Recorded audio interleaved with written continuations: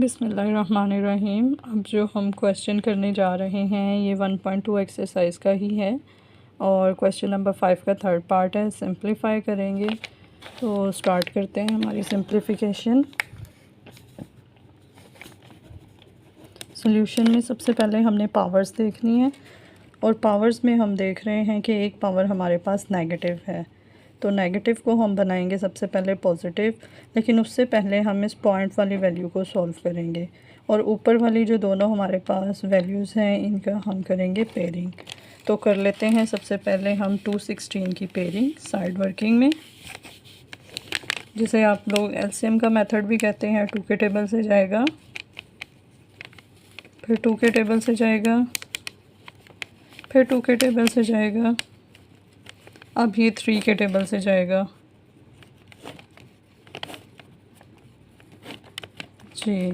तो 3 टाइम्स मेरे पास 2 आया है और 3 टाइम्स मेरे पास 3 आया है, तो इसलिए अब मैं क्या लिखने जा रही हूँ, हमारे 216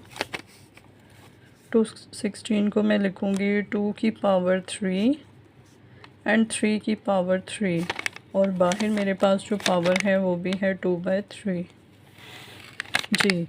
इसके बाद 25 का मुझे पता है 5 का स्क्वायर होता है और बाहर 1/2 ऑलरेडी मौजूद है।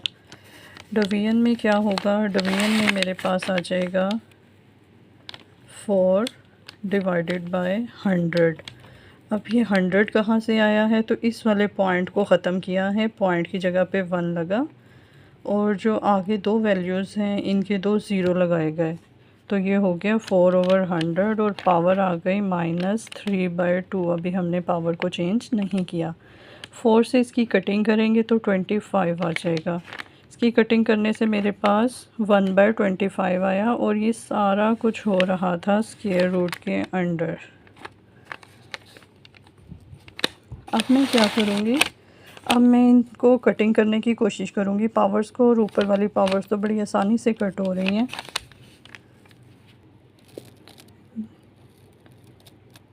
जी, अब मैं करने लगी हूँ पावर्स की कटिंग।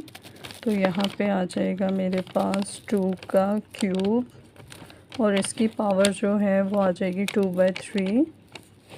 देन मेरे पास है 3 का क्यूब और इसकी पावर भी आ जाएगी मेरे पास 2/3, और फिर है सिंपल 5, क्योंकि इसकी पावर को मैं ऑलरेडी कट कर चुकी हूँ।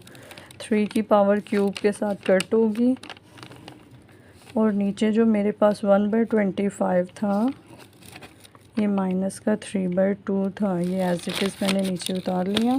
अब मैं इसको चेंज करूँगी,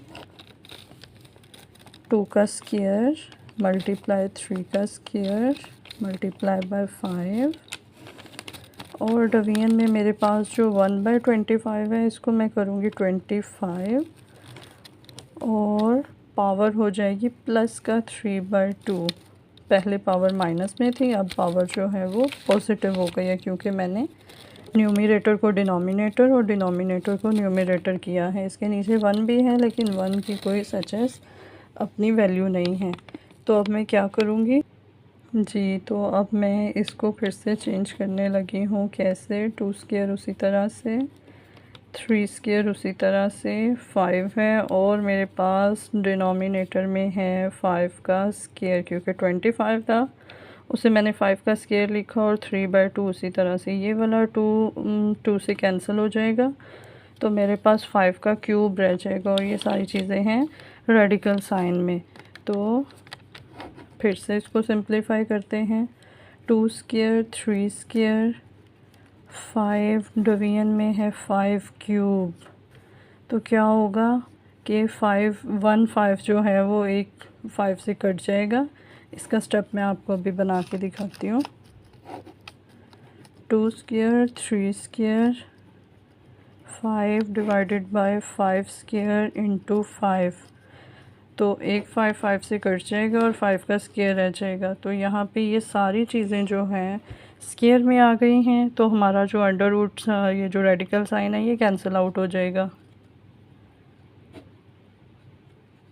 इसको मैं लिख सकती हूँ होल स्क्वायर और बाहर लगा सकती हूँ स्क्वायर रूट, तो ये कैंसिल आउट हो जाएगा। अब मेरे पास जो आंसर बनेगा वो होगा 6/5।